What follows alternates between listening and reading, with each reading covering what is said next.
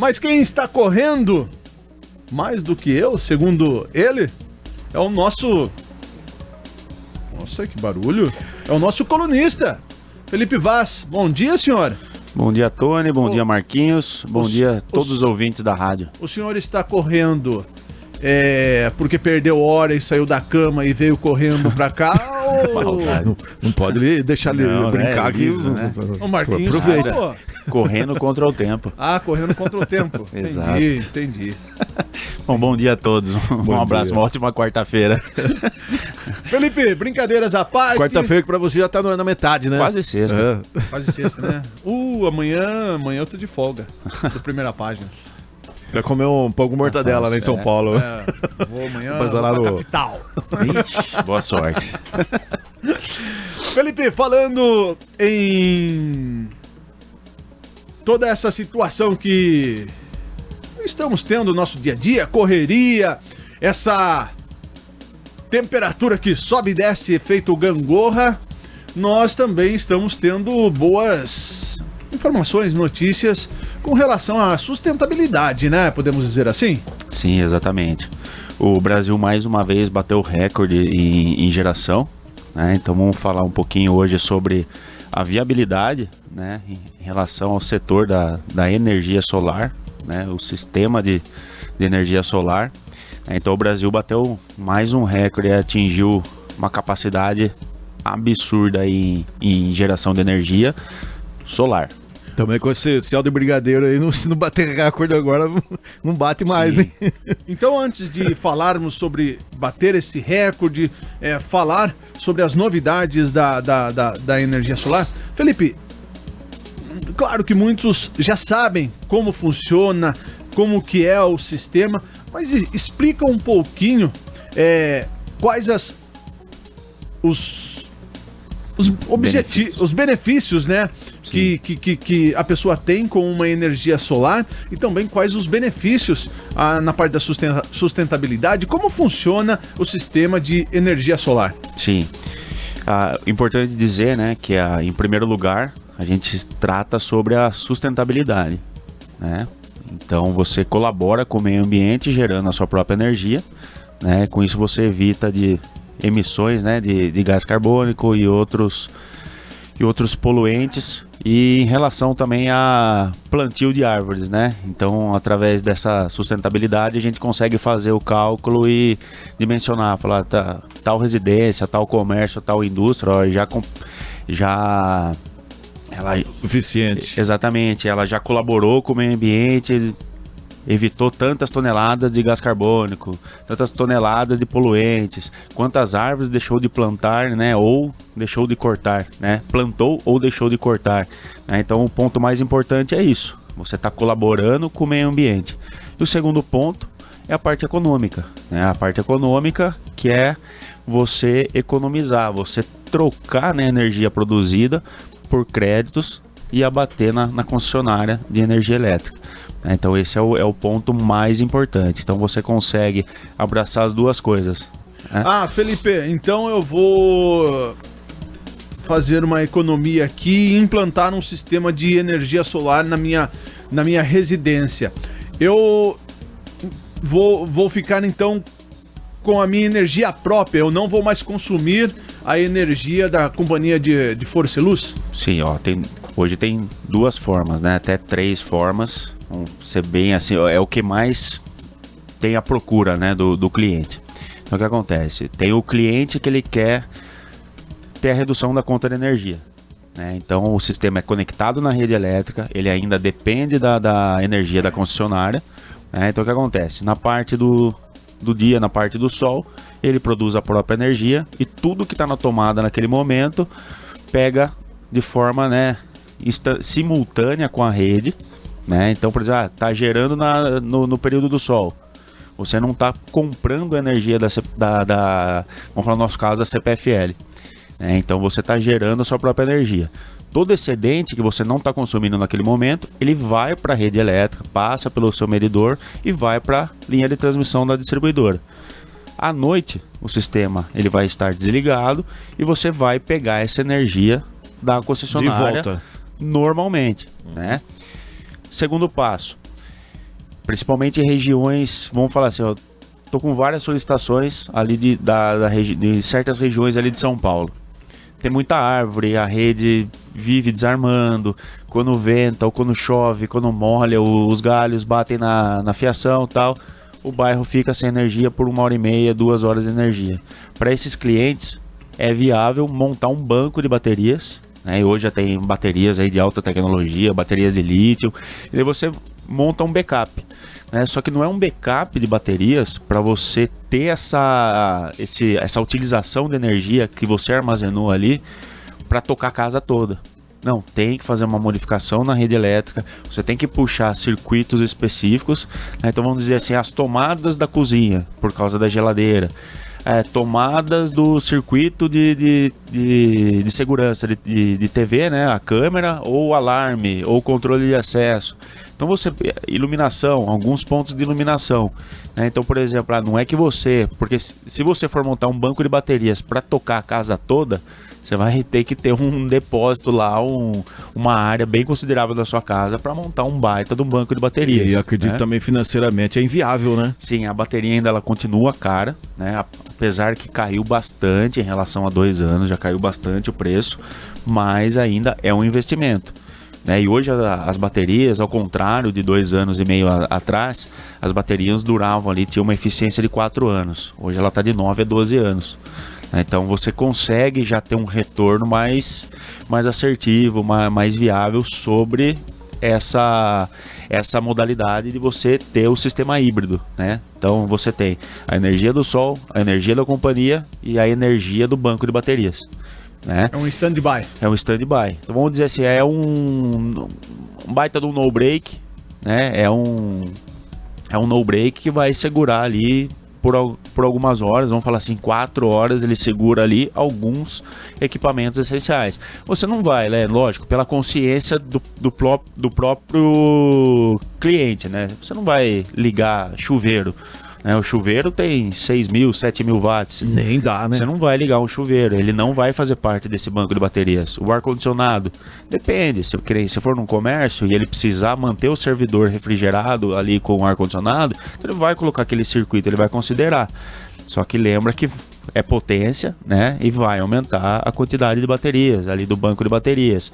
Então assim, tem que, lógico, hoje existe e tem também o sistema off-grid, que é o sistema 100% independente, né? Daí é uma outra base de cálculo, é uma outra análise, né? Que a gente fala, às vezes as pessoas nos procuram e falam, eu não quero depender da companhia, né? Hoje é inviável, né?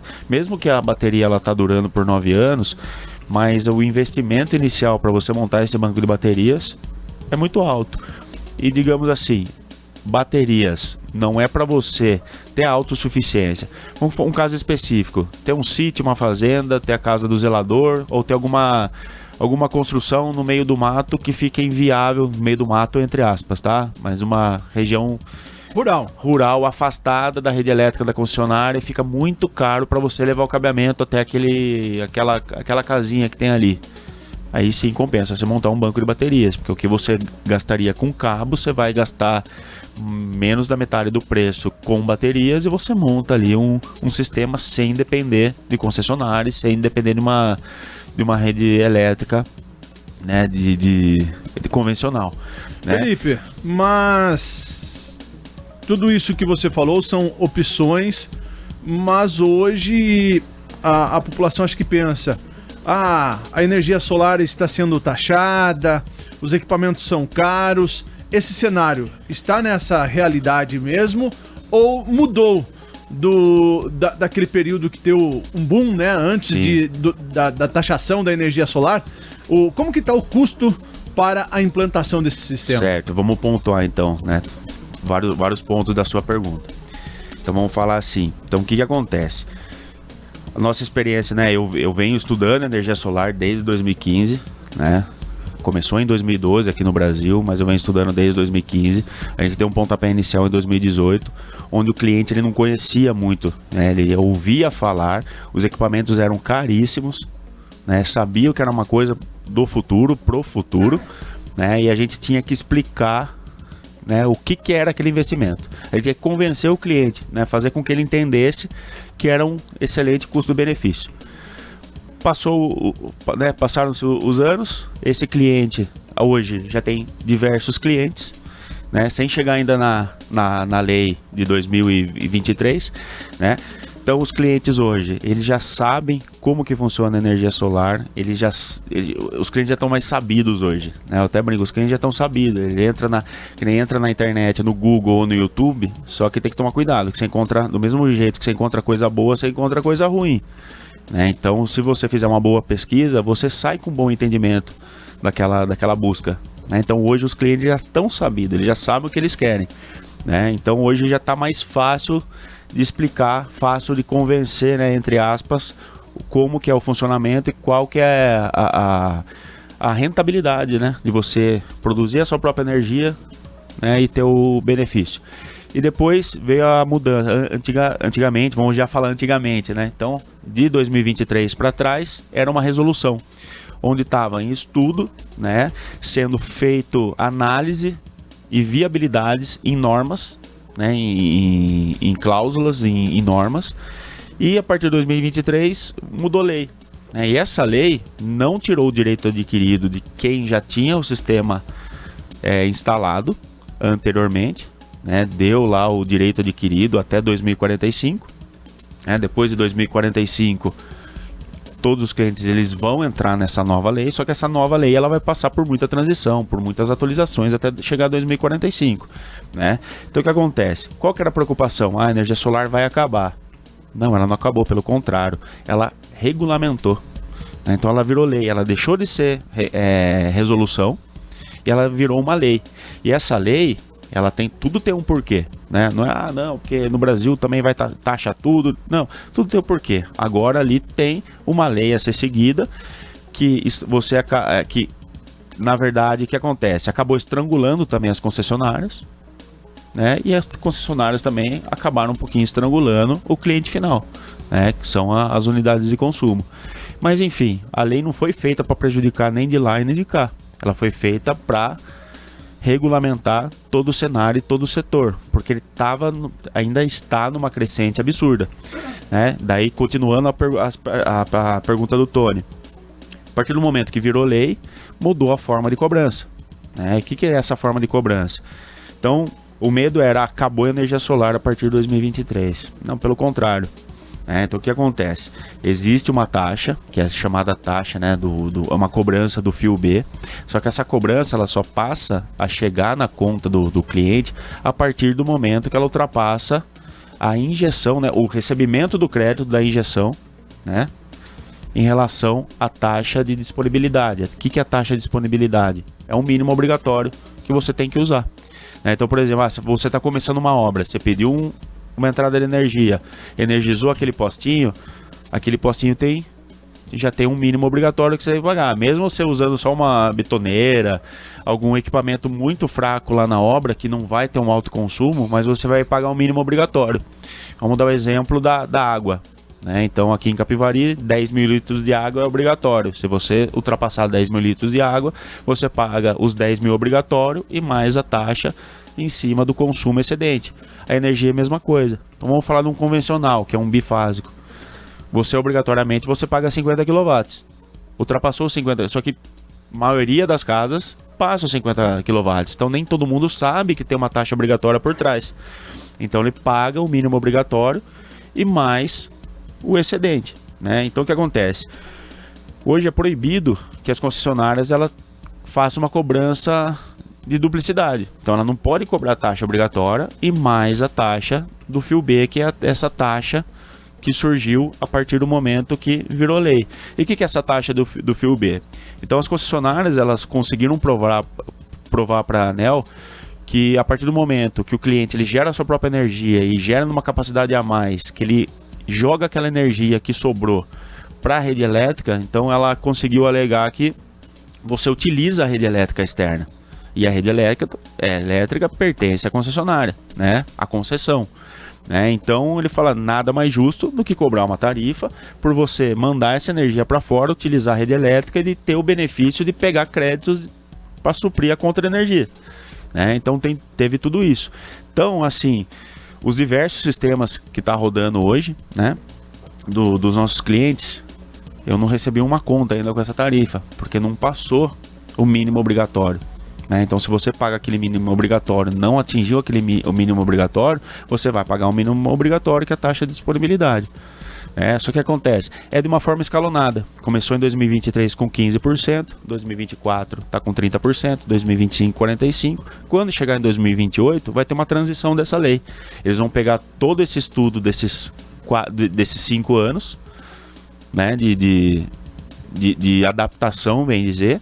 Eles vão ver como está o cenário e vão definir uma outra forma de cobrança, né? Porque também tem um lado que a gente tem que pensar. Não é porque você tem o telhado que você pode, né, pela lei, pela Constituição, que você pode gerar sua própria energia, que vai começar descaradamente todo mundo gerar energia da forma que bem entender. Então, por exemplo, tem desde a aprovação do projeto, que você não gera energia sem uma aprovação de projeto, a não ser o off-grid. O off-grid é totalmente a responsabilidade do engenheiro projetista, e você não precisa legalizar ela, porque você não conectou numa rede externa, né? Então, o que acontece? Então, dessa forma, tem toda essa análise que a gente faz, né? E tem uma viabilidade, e a gente continua aprovando para o cliente que vale a pena. E o último trecho da sua pergunta é sobre o valor, né, o custo hoje. Então, o que acontece? De 2023 para cá já caiu 40% o valor dos equipamentos, né? Mão de obra não tem como mexer. Então, mão de obra, margem de lucro da empresa e tudo mais, isso aí é tabelado, não tem como mexer. Mas em relação aos equipamentos, que é o kit fotovoltaico, caiu mais ou menos de 2022, vamos falar 2022, que foi a transição ali para 2023, na mudança da lei, caiu mais ou menos 40% o valor do equipamento. Mesmo com esse aumento do dólar aí? Mesmo com o aumento do dólar. Então, o que acontece? A China começou, né, a alta produção, daí veio a pandemia no meio do caminho. Daí teve a falta de equipamentos no meio da pandemia, que fez com que também encarecesse esses produtos, né? Então, imagina que cidades lá da China ficaram lá em lockdown, tiveram que parar a produção, só que a venda continuava, né? Então, o que acontece? Esgotou o estoque na época, começou a faltar os módulos, né, que são as placas, começou a faltar o inversor no mercado, né? E o preço subiu, né? Lei da oferta e da procura, daí acabou subindo o preço dos equipamentos. E agora caiu 40%. Então, antes você pagava o sistema em 5, 6 anos. Hoje você está pagando em 2 anos e meio, no máximo 3. E qual é o custo-benefício em relação a tempo? Um investimento desse demora quanto tempo para que você vai utilizar ele, sem ter que fazer novos investimentos? Quantos? Isso, o sistema 10, 20 anos? A partir do momento que você oferta uma solução para o cliente, essa solução ela tem que estar ali ajustada para o sistema funcionar de 25 a 30 anos. Né? Que nem tem módulos, né, as placas que tem a garantia de 25 anos, e tem módulos no mercado também com 30 anos. Depois disso ela vai gerando menos, é isso? Ela não para, vamos falar assim, ela não para de gerar. Né? Então, o que acontece? Em 25 anos, 30 anos, ela tem que... Isso são dados do fabricante, tá? Ele tem que estar ali uma geração acima de 80% de eficiência. Então, vamos dizer que você instala hoje, seu equipamento vai estar com 100% de eficiência. Conforme vai passando, né, vão passando os anos, vai caindo, vai degradando o módulo, que são equipamentos eletrônicos, né? Então, assim, as placas, né, eu dou como exemplo que é daquela lâmpada incandescente. Lembra a lâmpada incandescente que tinha o filamento? Quando você comprava ela no supermercado ou numa loja de material elétrico, você colocava ela lá no soquete ali, ela brilhava, né? Uma luz, né, muito forte. E você via ali, passava 5 anos ou 10 anos, as lâmpadas que chegavam nos 10 anos, ela já ia amarelando, não ia? E enfraquecendo aquela luz. A placa é a mesma coisa, só que de efeito contrário. Ela depende da luz do sol para converter energia. A lâmpada depende da energia para brilhar. E né? Claro que 25 a 30 anos, mas com uma boa condição de manutenção. Exatamente. Tempo a tempo, né? Manutenções periódicas, tá? Então, o que acontece? A recomendação, principalmente por causa desse tempo de garantia de 25 anos, né, dos módulos. Então, o que acontece? Não que seja obrigatório, né? Mas a manutenção preventiva uma vez por ano. Por quê? Porque você mantém... É igual o carro, né? Eu dou exemplo do carro. Uma coisa é você seguir o manual a cada 10 mil quilômetros, 5 mil quilômetros, fazer aquela revisão, aquela manutenção preventiva, para que não dê uma dor de cabeça maior lá na frente. Então, imagina se você deixar um sistema por 5, 6 anos sem uma manutenção e ele dá um defeito no meio do caminho. Mesmo você tendo um aplicativo ali conectado à internet, vendo a geração, tal.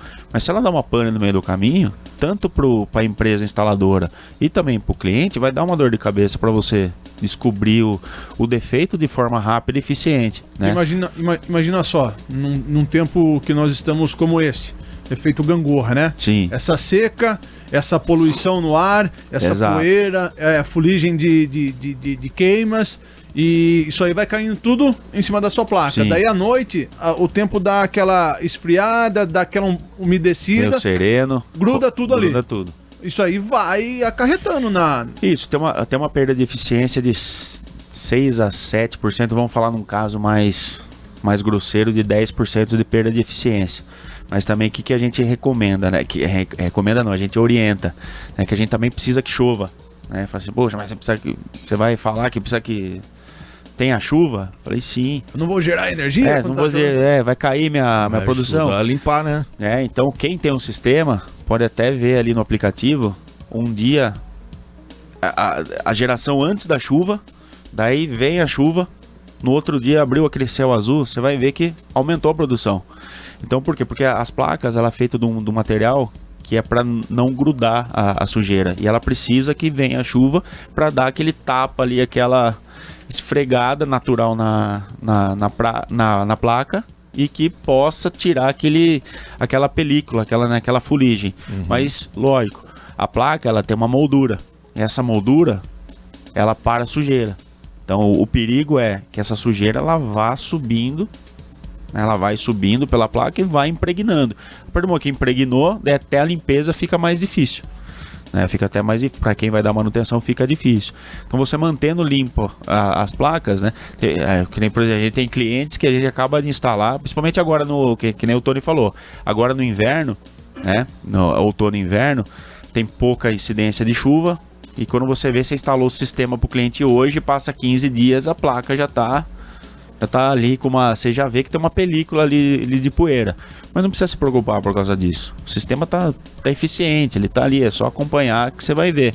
Então a recomendação é uma vez por ano para manter essa eficiência e manter o sistema calibrado, o sistema todo alinhado para você ter o benefício que você fez do investimento. Com certeza, mas o papo tá bom, mas nosso tempo está estourado e depois você sabe as consequências, né? Mais uns 15 minutinhos tá bom já. Felipe, fechamos? Obrigado, então. Uma ótima semana aí. Quarta-feira já. O sorriso de quem acha que pintou o campeão, né? Falar pra você. Tá difícil ser corintiano, viu? Cardiologista tá em dia? Meu Deus. Um absurdo o que tá acontecendo. Mas vamos lá. Corintiano não desiste nunca. Vocês estão nos dois extremos, né? Que coisa, né? Difícil, como explicar essa situação? Não tem explicação. E um campeonato tá num extremo, no outro. Um abraço, Felipe. Um abraço a todos.